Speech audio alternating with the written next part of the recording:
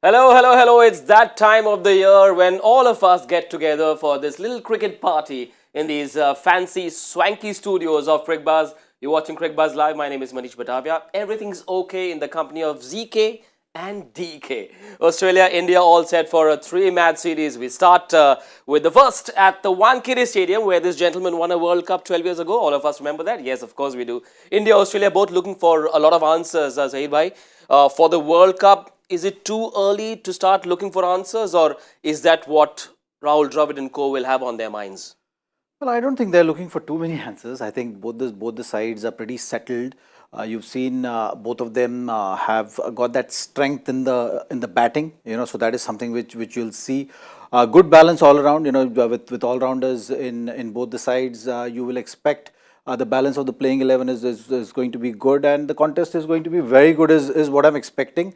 It's just about the long-term planning, getting the key players ready, getting them into their roles, making them more comfortable and fine-tuned for the big tournament, which is not that far away. October, November is not going to be that far away from here now. White ball cricket is pretty much going to be dominating now. So yeah, looking at that short series, 3 matches, but it's going to be a lot of exciting and a good contest. Lots of players knocking on the doors as well. A few perhaps on the sidelines hoping for a chance. Kuldeep Yadav is one of them as well. India's won the toss and they've chosen to bowl first. And that means we will have Virat Kohli doing his thing in the second innings. No Rohit Sharma for India. Remember, he's away attending the wedding of his brother-in-law. You don't mess with the in-laws, so good call, Rohit. Dinesh Karthik, a man who's now making a habit of giving us answers to all possible questions. He's becoming quite a broadcaster across the world now. DK, it's been a sensational start for India across formats. Augurs really well for what could be a double World Cup winning year for Indian cricket. Absolutely. I think if you look at it with the way things have panned out, we played some strong cricket this year. We've been very consistent. The 6 ODIs that we've played, we've beaten them 3-0, 3-0 in both. The T20s that have happened, we've won those series as well.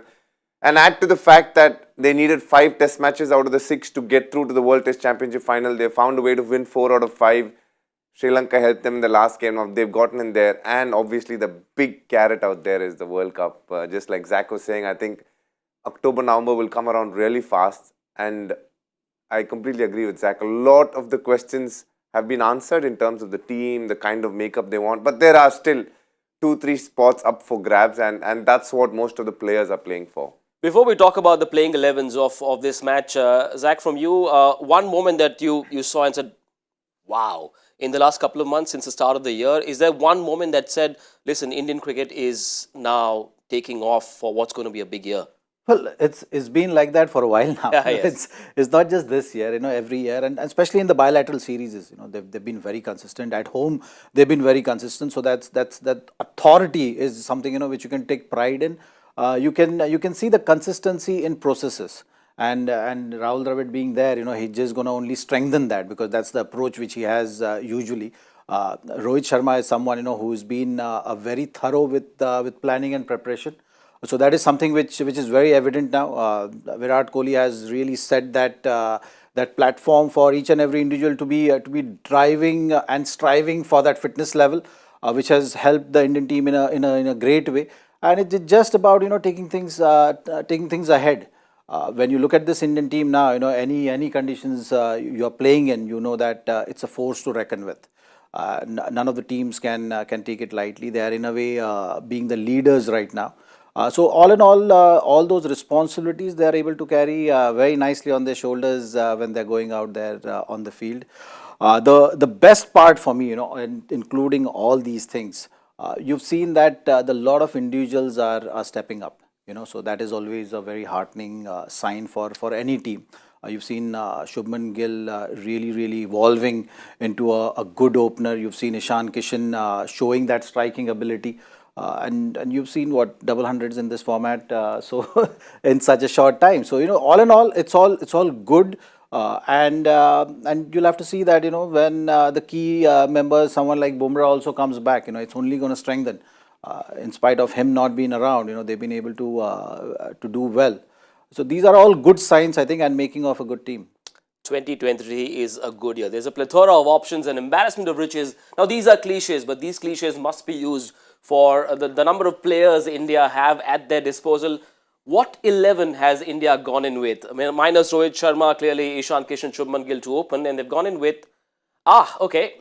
So two spinners, Kuldeep Yadav, good to see a wrist spinner in, and India 11 finally. Ravindra Jadeja makes a comeback to the ODI fold as well. Siraj, Shami and Shardul. Hardik Pandya was a bit non-committal about whether he'll bowl or not, but he's got to bowl in this lineup. Zach, what do you make of this lineup?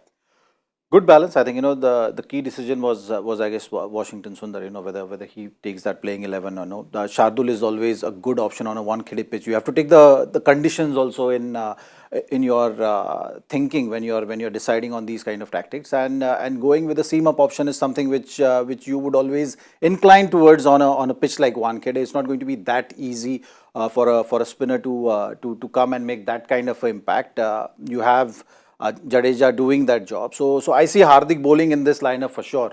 You will need that support, especially with the 5 fielders inside the ring. It's not easy for any bowler if the partnership is happening to keep controlling, and also for captain for him to have those kind of options. That 6th bowling option always helps. So that is something which we'll have to see how he uses him. Whether we see him with the new ball, that's something which we've seen in a T20 format. He prefers that. He prefers to just get into the game, set the tone for the innings. So that is something which we have to wait and see how he approaches in a longish white ball format. So that will be interesting thing to watch from my side. It's about how he stacks up the over, whether he's looking to be aggressive and uses all his resources up front, or he's going to be just managing his resources in a defensive manner. So for me, Hardik in ODI format, what I want to see is the way he has been in the T20. As he's rightly said, okay, it's the extension of T20 format. Yeah. But what is keenly one has to watch is the intent. Whether it's aggressive intent of taking wickets, or it's a defensive intent of dragging the innings and just kind of managing 50 overs. Yes, we have to have a longest chat about Hardik Pandya and what he could do as captain in the years to come. But on this 11, 3+2, I'd have thought Umran Malik perhaps warranted a spot as well in this lineup. But you happy with this? Happy. I think the choice was between Umran, Shardul or Washington. Yep. The other players literally picked themselves, the 2 all-rounders, Hardik Pandya and Jadeja, certain starters. And then you have Shami, who's bowled well. Siraj, who's arguably been the best bowler. So you're left with that one spot, and Washington has been tried. There is Akshar Patel who's been tried. Shardul Thakur in the last couple of series has played. So you have to say it was a decision that they went with the size of the ground in mind. It can be a really hard ground for spinners to bowl, especially if you had lost the toss and bowled second. So it is the clever 11 to go with. Shardul being playing for Bombay in domestic, he'll know very well what Wankhede is. So I think the decision is a clever one, taking into account the ground, the dimensions, and knowing Hardik, he will definitely bowl. And I think between Jadeja, Hardik and Shardul Thakur, there'll be 20 overs bowled. You would expect the other 3 bowlers to give them the 10 overs, and that's how they would like to rotate this 50 overs that we're going to see. Update on Australia. Alex Carey, I've been told, is unwell and he's flown back home, and that means Josh Englishman, born in England, finds a spot in this play 11. Travis Head, Mitchell Marsh is here as well. He's not going to bowl. Steve Smith, the captain, in the absence of Pat Cummins, Labuschagne in the middle order, Inglis the keeper. They've gone in. There are a plethora of all-rounders. This is an enviable lineup, isn't it? It is. It's look very well balanced, and we've often seen that if you have all-rounders, that's definitely going to change the balance. And more than all-rounders, all these all-rounders, they have a lot of power. They have the 6-hitting ability, and in this format, white ball format, is always important to have that 6-hitting ability. That can be the deciding factor on a good pitch, or on a pitch which is offering something. You can still get away. If it's turning, if it's not, the ball is not coming onto the bat, you've seen Australians predominantly struggling in those kind of conditions. But Wankhede is not going to provide that. Wankhede is going to be a good strip to bat on. So that is something which is gonna make this batting lineup even more threatening. it's not going to be an easy day out there for bowlers for sure. You know, just looking at the history of Wankhede, it's never been an easy pitch for bowler to make an impact, especially when you don't lose early wickets. Yep. You know, so for Australia, it's going to be important that they start well. If they set the tempo right, bowlers are always under pressure in Wankhede. And a man who scored 100 the last time Australia played at the Wankhede isn't playing. David Warner isn't fit yet, and that means Mitchell Marsh will partner Travis Head at the top at the start of this innings. Remember, India won the toss, will bowl first, Australia to bat as well. Missing David Warner, an opportunity for Mitchell Marsh for sure, but is it in a funny way going to help Australia look at life after Warner, or am I rushing it too much? I think we're probably getting a little ahead of ourselves. The highly depleted Australian side, a lot of their key players not being there. Josh Hazlewood, you know, David Warner is a big miss. Alex Carey is their vice captain, him not playing. So I don't think they're looking at this series with the exact venom that they would if it was closer to the World Cup. They don't mind using these matches as an opportunity, try and test a few players. Australia, in many ways, have a few all-rounders, but how they're going to fit them in is the interesting part. When you look at this lineup with Mitchell Marsh, he bats in number 3 for T20, so they're giving him an opportunity up top with Travis Head. You get the feeling that Warner and Travis Head will be the nominated World Cup openers for the World Cup, followed by Steven Smith and Manas Labuschagne. So they have a pretty settled team as well. Alex Carey at 5, Cameron Green at 6, Glenn Maxwell at 7. So they do have a pretty sorted team. What they are looking for is how are they going to fit in the all-rounders, because they have one too many now. Who are they going to go for? The better bowling all-rounder, the better batting all-rounder. But for the moment, it's a highly depleted side, and when you look at it, you would get the feeling that India have the upper hand in this series. But interestingly, the last time India won, the man to my right, Zaheer Khan, was part of the team in the 2011 World Cup. They haven't won in the last 12 years. Yep. They haven't played too many times, but they still haven't managed to win in Wankhede. They have lost the last 3 encounters. So that is something that Australia can feed from, but just like Zach said, I think a lot would depend on how they start. They're batting first, straight away that's a bit of a minus, because in Wankhede Stadium, if the dew is a factor, it becomes really hard to bowl back end. So India have the upper hand, the good thing they won the toss. But Australia, if they can find a way to put a big score, and we're talking of in excess of 350, that's when the pressure will mount on India. Bowler stuck in the wrong job, I suppose. Not Zaheer Khan. He was a bit of a champion, wasn't he? But in cricket media, we often talk about head-to-head and history and player versus player battles. Do teams obsess over these things as well, or is it just for us for academic interest? Will Australia say, listen, we're the only team that's beaten India in a bilateral series here in India, or is it only for us? I think it's about looking back, not too far back. Yeah. You know, just the recent numbers they definitely look at. You know, the key players who are performers, how to contain them. That is something which definitely be the factor which they'll be discussing. When you look at the past, you know, Australia has such rich history of dominating world cricket. Yep. You know, so from that point of view, you always want to continue with that. You know, you always want to carry forward that aggression, that attitude, which everyone knows Australian team by. You know, that's the way they've been playing the sport. So all those factors you definitely need to take the inspiration from, and it's your responsibility to continue that brand of cricket. You know, and keep raising that bar. So those are the things you definitely look at. And those numbers, when they are not tilted in your favor, you want to change that. So either way, you know, how you look at it, it's up to you. But it's very important to look at that, to take inspiration sometimes, to find that challenge sometimes, and as a group to keep raising that bar is very important. One man who not just raises the bar but sets the bar very, very high. He's one of a kind. Virat Kohli is now into this series with a triumvirate or a trilogy rather of hundreds across formats. Virat Kohli is back, and that game in Melbourne against Pakistan sort of saw the comeback of the king. I'm not too sure if he enjoys being called the king, but he battled like an absolute emperor. Is this the best of Virat Kohli? Is he back to his 2016 avatar, or do you see him become more threatening for Australia? I think when it comes to Virat Kohli, we are a very obsessed nation. We expect him to constantly bat like how he used to bat between 2012 and 2016, 2017. I think he was invincible at that stage. He's a very different Virat Kohli now. I think his game has changed a lot. His mindset has changed a lot. He's evolved.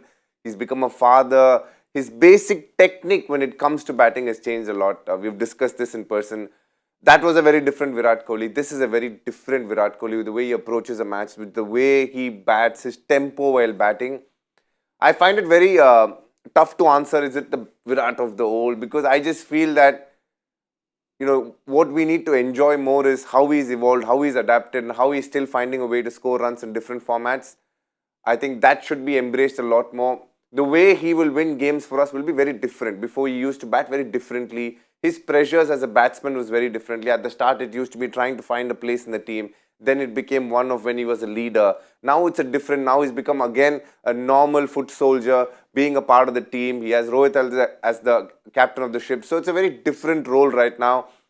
He has a lot more time on a personal level when he takes tours. So it's very, the way he is in terms of his body language, how he is giving to others, is very different to what it was a few years ago. I think at this point of time, if you look at the World Cup, he's a very key player because he's arguably one of the best players to have played this format in the whole wide world. So it is his strongest format. I think this format comes to him very easily because he can bat at the tempo that he really likes right at the start, then dominate through the middle, and then if he's there at the back end, he can finish strong as well. The other thing is he's smiling a little more these days after scoring 50 or 100, which is very different from how he was earlier. You saw him as this brash young daredevil from Delhi at the World Cup. He was so eager to perform on the big stage. He enjoyed the big stage. A lot has happened in his life on and off the field. Does he give you the impression that he's evolved now? How much has he changed? Well, he's always been evolving, and the fact what DK was also trying to mention is also just testimony of that, right? Like, you know, you have to, at this level, when you have such a long career, you know, you have to keep on reinventing yourself. You know, you have to keep on adding stuff to your preparation, how you see the game, and you have to keep on playing a different role at different stages in your career. So that process has never stopped and will not stop. I think, you know, with most of us, like, you know, right now when you are watching the game as well, you're trying to learn things, you're trying to understand how the game looks different from here when you are trying to analyze it, right? But it's about just having that kind of approach and attitude to keep on learning things. And with Virat, one thing which has been constant is the drive. You know, that one thing was stand out when I met him for the first time, that he had that drive. You know, you could always make out that this guy is special because it's never just about technique or how you play or how you look in the nets. It's about, you know, how you are evolving yourself, how keen you are to learn new things, how you can understand your game. You know, everyone has strengths and weaknesses. It's just about knowing your weaknesses also equally well, and which Virat knew. I think, you know, he knew that, you know, what are the flaws in his technique, which the deliveries which are outside of, he would force the bowlers to come to him. Like my conversation with him in that Australia series, he was actually very quick to learn that, you know, they are just going to keep on bowling me at that 5th, 6th stump and try to force me to do something different. I just have to wait it out. Once they come to me, then the game is mine. Then I know that how to milk them on the onside. That has been his strength. This I'm talking about a very early in his career. You know, from there he has taken his game to the next level. You've seen those ups and downs. You know, when you have long career, you've had that England tour as well. You know, when he's had that lean patch, but he came out of it. You know, so it, as an athlete, for you it's always about finding those answers and rising to the occasion. You know, so that is something which is very important for anyone, and Virat has been the example of that. You know, recently also, if you look at it, you know, he realized that, okay, I have that mental fatigue. I needed to get away from the game, refresh, and then get back. You know, leading, how he got there is a different story. You know, with the pressures of captaincy, he was carrying that as well. He was carrying a whole lot of things which he just needed to reset. And I feel after that break, he has reset himself to take his game to the next level, or be ready to play the game which DK is talking about, which is being involved with others, share his knowledge in a different way now, play a different kind of a role right now for the team, and still give them direction in terms of getting to the level they should get to. Yep, safe to say normalcy has been restored, and you know, I once asked VVS Lakshman for one word to describe Virat Kohli, and he said obsession. And now obsession mixed with this calmness that he seems to exude on and off the field as well. That's a potent combination, and you can see that in the strike rate as well. This year, a strike rate of 136, I believe, and these are ominous signs. Watch out, Australia. In the couple of games that he got his hundreds, one against Bangladesh and one against Sri Lanka, it came at a very interesting situation. One, Ishan Kishan got that big double hundred. And another one, it was a different situation where he has to just go and impose himself. He starts off steady, but what was good to see is through the middle, he applied the accelerator, and at the end, he's one of the tougher bowlers to bowl to. You can ask most of the bowlers around the world, if he is there at the back end of the game, he is one of the toughest to bowl to. His strike rate is right up there with the best in the world, because I think his ability to hit sixes is second to none, and that part of his game really is unleashed at the back end of the game. Another man who could be a key cog in India's World Cup wheel, Ravindra Jadeja, comes back to the ODI fold as well after a long time. He showed his hunger in the Test series as well. Now, those are his numbers from the Border Gavaskar Trophy. 22 wickets, scored runs as well, lower down the order. This man's hunger is so crucial. His fitness, his form is so crucial for India's World Cup plans. He could play a massive role, low down the order with the bat. And in these conditions, he's quite handy with the ball as well. Well, look at his career. He's another example of someone really adding a lot to his game. He didn't start as a batter what he is today, and that has been the big improvement. With bowling, he's been very consistent in Test matches. At times in white ball cricket, when the wicket is really placid, at times he struggles. He still not find those answers. Enjoys the red ball more than white ball now. If you ask me, whatever I see of him, but with white ball, that bowling, he needs that little bit of assistance from the pitch. And that's something he has to figure out. If he is able to do that, then with the white ball also is going to be a asset which we all know of him. Still he is able to make that kind of an impact as the conditions provide that kind of assistance. But on the whole, he's a three-dimensional player. He's a brilliant fielder, brilliant throw, great catcher. You've seen some brilliant catches of him, and batting and bowling. So when you have such a contributor, it's always going to be an asset to have. Yes, and he brings out the sword as well, the imaginary sword. But Ravindra Jadeja is so crucial because in this bowling group, DK is probably the most experienced player. I mean, barring Shami, of course. The others are much younger. So will they look at him as, in a sense, a bowling captain as well in the absence of Jasprit Bumrah? Partly so, I think, from the spin bowling. What's interesting is all the bowlers, Shami, Siraj, Kuldeep, Shardul, all have played decent amount of cricket. A couple of them have played a lot. But you must say Jadeja has probably played the most. But interestingly, over a period of time in white ball cricket, just like what Zach was saying, he is someone who has found it not that easy to bowl to the left-handers, especially when the wicket is very flat. And Bombay is a venue where the wicket can get really flat, and that's a big challenge because when there is a little bit of help in the wicket, he's a really tough bowler to play, very different. And the one thing that comes to him very naturally is consistency in length. He's very consistent there. But that is the same thing that goes against him when the wicket is very flat because he doesn't vary it so much, he can be predictable at times. So that's his strength and at times his weakness too. Though having said that, you have to say in this Indian team, he is definitely the most experienced bowler among the 6 bowlers that are going to be playing today. He's had phenomenal success over a period of time. Just the way he is able to come back from injuries and make it look like winning a man of the match is second nature to him is great. Playing in tough situations and handling it with aplomb also comes to him really well. So he's a key member and in many ways could be his last World Cup as well, along with a lot of others. This World Cup could be one such World Cup where we'll see a lot of players hang up the boots in various teams. And you get the feeling Jadeja is at that place where I don't know if he sees himself playing another World Cup 4 years on. So, it's it's a bit of an emotional World Cup for a lot of the players, and I get the feeling it would be one for him as well. He's making a comeback in this format. Would you fancy a ball in the first 10, or tactically speaking, from Hardik Pandya's point of view, would you say just give him his overs in the middle overs, just allow him to settle in? Well, with Ravindra Jadeja you're talking about, of course he's going to be bowling in the middle overs. He's not someone who I don't think any captain would look to use him in the power play. The first power play is something which you just got to go in with the traditional way.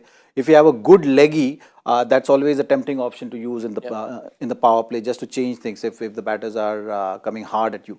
But with Ravindra Jadeja, that middle phase, maybe from 11 to 35, is something which any captain would look to use. On this pitch, batting could be a bit of a joyride. Travis Head, who's now very comfortable right up top in the absence of Aaron Finch. In this post-Aaron Finch era, he seems to have enjoyed this role, heading in the right way, isn't he? He showed you more than a glimpse of his abilities in the Test series, didn't he? Looked a very sorted batsman. I think Australia have earmarked him as the next leader. You can see he exudes confidence and bats just one way, which is to bat very positively. Him and Warner have been opening for a short period of time, but have got tremendous success. I think Warner-Finch was a very potent opening combination over a period of time, but with Finch realizing that things are not going exactly how he is planned it, he's now become a commentator for the series and will be watching Head very closely. But you get the feeling Head is in for the long run as well. He is able to play fast bowling with a lot of ease, plays very well square of the wicket. And when it comes to spinners, what's really nice about him is he's not shy to play the big shots. He backs himself to hit a long ball. He doesn't like to muck around. He just wants to come in and go all guns blazing right from the word go. Now, Zach, if you had the new ball in your hand, bowling to Travis Head, who just comes in with this intent of destroying the bowling, what would you do against him? Where would you bowl to him on this pitch? Well, if his intent is like that, your intent as a bowler has to be very clear. You have to find a way of getting him out. And you've seen over the years, players with that kind of intent, if they're there on the field, they will be scoring at a rate. And that rate usually is at a very high side. So that is something which you have to be wary of. You can always find those answers in terms of preparation, in terms of maybe giving something different in the field. In terms of field placement, you don't have a lot of room to play around with, just two fielders outside in the circle. It's never easy, but you still have to figure out that his intent or his option, what kind of options he takes. That's something which as a bowler you needed to identify first and then set a plan. But Travis Head, I know he's been around for a long time. He's someone who is a bit of a late bloomer, has been around. Took his time to figure out his game. You've seen an Australian setup a lot of the times, Mike Hussey is a classic case of that. I think Travis Head is also falling under that kind of a category, which is basically playing a lot of first-class cricket, not really having a great run initially, even though he was rated high when he started his cricket. But now seems to understand his game a bit better, has achieved that consistency, which has resulted in him now being part of this red ball and white ball setup, and also being talked about as someone who can lead the side. Yes, he's ripe and ready for a rip-roaring time up top with Mitchell Marsh. Remember, no David Warner. India won the toss, and Hardik Pandya, the stand-in captain for this first ODI in the absence of Rohit Sharma, has decided to bowl first. Now, DK and ZK have had answers to all my questions. I don't know if they will have an answer to this one. Check it out. This is Joy Factor for the day. This is a tough one. Hello, Joy. Thumbs up to you as well. If Harry Brook has the highest test aggregate after batting for 9 innings, who holds the record after 10 test innings? All yours, sir. I wouldn't have a clue. Wild guess. I just hope somewhere it's an Indian. That could be wrong. Well, I get very happy when I at least understand Joyda's question. Mr. Bhattacharya, half the time I'm thinking about what exactly video. is that. So this is a relatively easy question that way. Okay, a call to Joy, maybe a bit of Google, and maybe we'll be able to eke out an answer. The answer will, of course, be shared with all of you on Cricbuzz Live later tonight. Before we say goodbye to our guests, we've got to have a prediction. It's what we do here on Cricbuzz, don't we? Big scores expected, of course. I'm not going to ask you power play scores. Just give me the first inning scores with the wickets as well. With the wickets as well? Yep. In the full innings? First innings. First innings? Yes. Yep. I think 330. Okay. 334? 7. Okay. This is the toughest part of being on Cricbuzz Live. I really find I've not even seen the pitch just to randomly give a number. Sir, white ball, red soil. Let's go with 2 98. All out. Interesting. All right. And I'm hoping for a big day for Kuldeep Yadav as well. I miss seeing him. India bowling first. No David Warner, so that could have an impact on the kind of score that Australia will score. I'm going to go with 280. Let's make it a big bowling day for India. It's okay to be slightly biased. Yep. Right. Okay. So it's time for us to say goodbye to all of you for now. That is, we shall be back in this lovely looking studio at the end of the first innings. Dinesh Karthik, Zaheer Khan will be with us as well. So do join us on Cricbuzz Live at the end of the first innings. It'll be fun, I promise you.